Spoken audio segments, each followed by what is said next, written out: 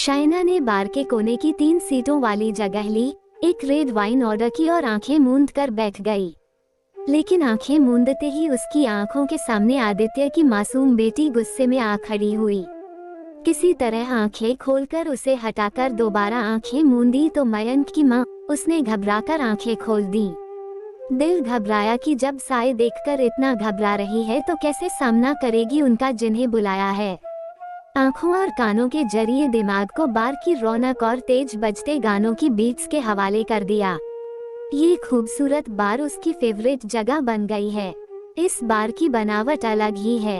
लगता है इसके मालिक की तेज बुद्धि ने अलग अलग कोनों के रूप में मिली जगह का ऐसा खूबसूरत इस्तेमाल किया था कि इसके बेब आकार ने ही इसे यूनिक बना दिया। अलग अलग आकार की जगहों को कहीं एक, कहीं दो, कहीं 3 या ज्यादा लोगों की प्राइवेट प्लेस बना दिया गया था।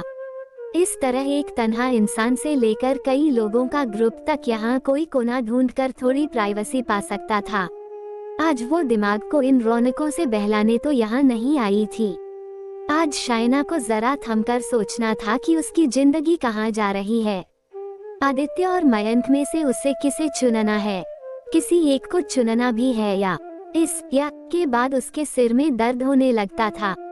वो इस सवाल से भागती आई है, पर कब तक भागेगी? मयंक और आदित्य दोनों ही उसके प्यार में इतने आगे बढ़ चुके थे कि वो किसी को भी लौटने को नहीं कह सकती थी। उसके ही कारण आदित्य का तलाक हो रहा था और उसकी ही खातिर मयंक और रेहाना का ब्रेकअप हो चुका था। उफ, क्यों एक आजाद और भरी पूरी जिंदगी पाकर भी दोराहे पर खड़े होना उसकी किस्मत में लिखा है। शाइना ने फिर दिमाग को जबरन उलझे वर्तमान से परे धकेलते हुए आंखें मूंद ली। एक बार फिर वो अतीत में जा पहुंची। वो उन खुशकिस्मत लोगों में से थी जिनके जीवन में कोई कमी नहीं होती। पर कहते हैं न कि ऊपर वाले ने हर इंसान को अधूरापन दिया जरूर है। शाइना को स्वभाव ऐसा मिला था कि वो संतुष्ट नहीं रह पाती थी।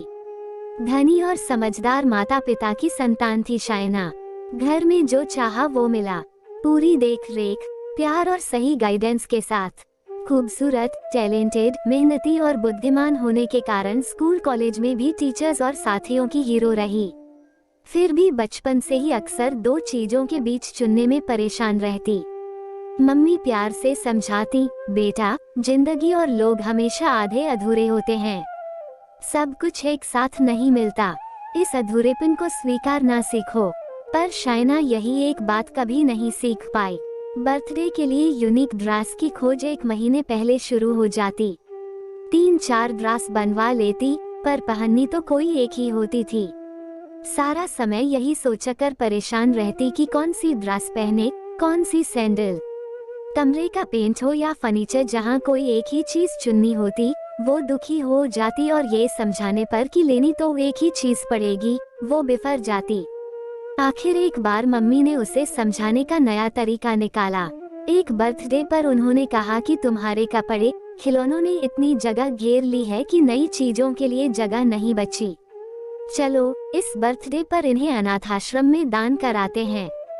शाइना को आइडिया पसंद आया और वो कई गठरियां लेकर अनाथाश्रम पहुँचे। वहाँ हर गठरी की ऐसी लूट मची कि शाइना देखती ही रह गई। एक छोटा सा पस भी पाने से बच्चों के चेहरे पर आई गहरी मुस्कान शाइना की आंखों में आंसू ले आई। उस दिन घर लौटने पर मम्मी पापा ने मिलकर बड़े प्यार से समझाया था, बेटा, हम जानबूझकर तुम्हें अभाव दिखाने ले गए ताकि तुमने जिंदगी से जो पाया है उससे खुश और संतुष्ट रहना सीखो।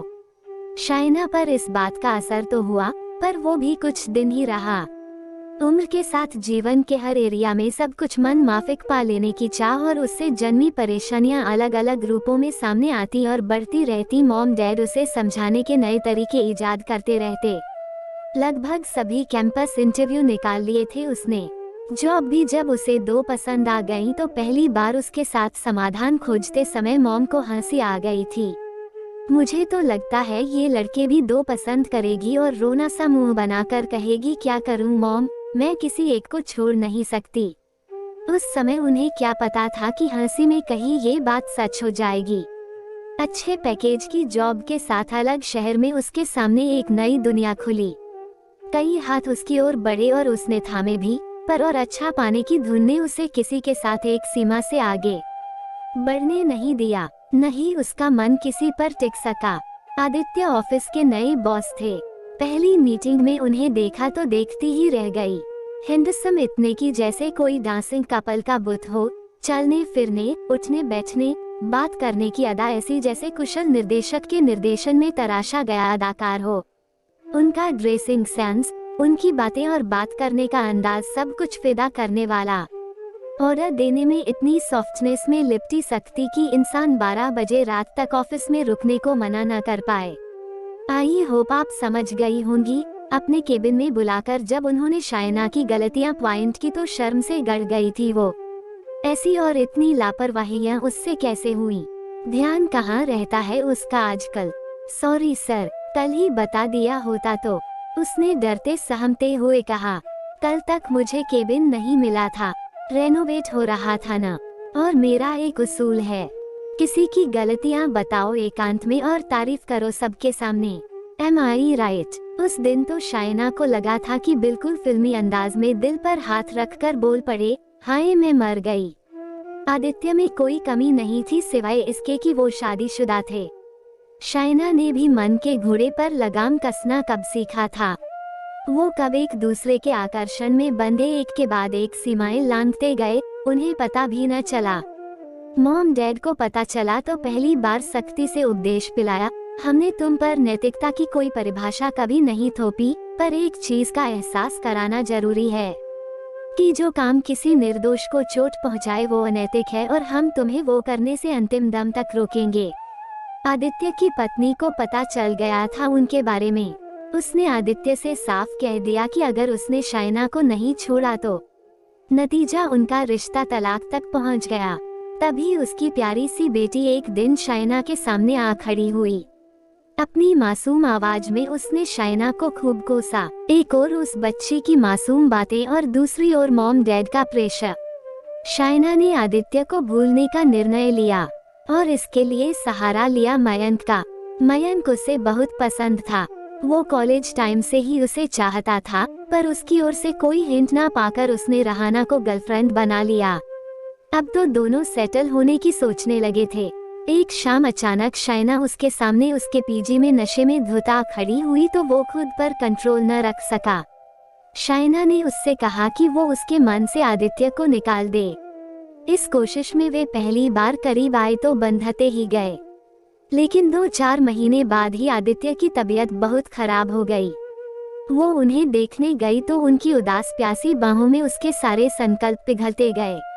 उनकी पत्नी अपनी जॉब के कारण दूसरे शहर में रहती थी। दोनों शहरों में बस 2 घंटे की बाई रोड जर्नी की दूरी थी। इसी गैप को शायना ने भर दिया। उस दिन को आज 3 साल हो गए।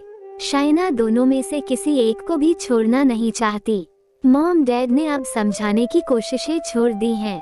आदित्य की पत्नी और मयंक की गर्लफ्रेंड ने भी अब शायना से हार मानकर उन्हें छोड़ने का मन बना लिया है।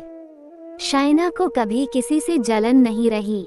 वो किसी का घर या दिल नहीं तोड़ना चाहती। इसलिए तो कहिए उसने दर्द में भीगा हुआ ये शब्द 2 लोगों से एक साथ सुना। सामने आदित्य की पत्नी श्यामली और रेहाना खड़ी थीं। शायना हड़बड़ा गई। थैंक्स, आप लोग मेरे बुलाने पर यहाँ आई। बैठिए, क्या मंगाऊं? कुछ नहीं। उनके चेहरे पर दर्द का उपन्यास लिखा था, पर शायना डगमगाई नहीं। उसने भी सेमिनार के आर्टिकल की तरह अपनी बात रट रखी थी। देखिए, हमारे शहर अलग हैं, तो क्या इस तरह हम मिलकर नहीं रह सकते?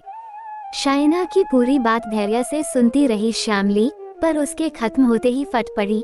ये सब आप इसलिए कह सकती हैं क्योंकि आपने कभी खुद को पूरा सौंपा ही नहीं किसी को। आपने खुद को खोया ही नहीं कभी। आपके व्यक्तित्व के 2 पहलुओं ने 2 लोगों को पाया है। आपने किसी के अधूरेपन को अपनाया नहीं, 2 अधूरे लोगों को मिलाकर पूरापन ढूंढ लिया।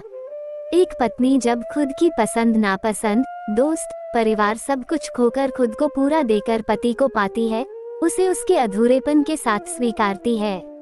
उसके अधूरेपन को पूरा मानती है तो वो उसे बांट नहीं सकती। संतानें अपने पिता को बांट नहीं सकती।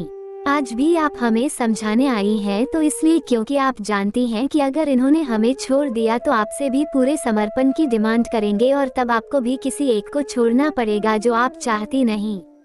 आपको सब कुछ बेइंतहा मिला है, प्यार भी, इसलिए आप हम प्यार के तरसे लोगों को समझ ही नहीं सकती कभी।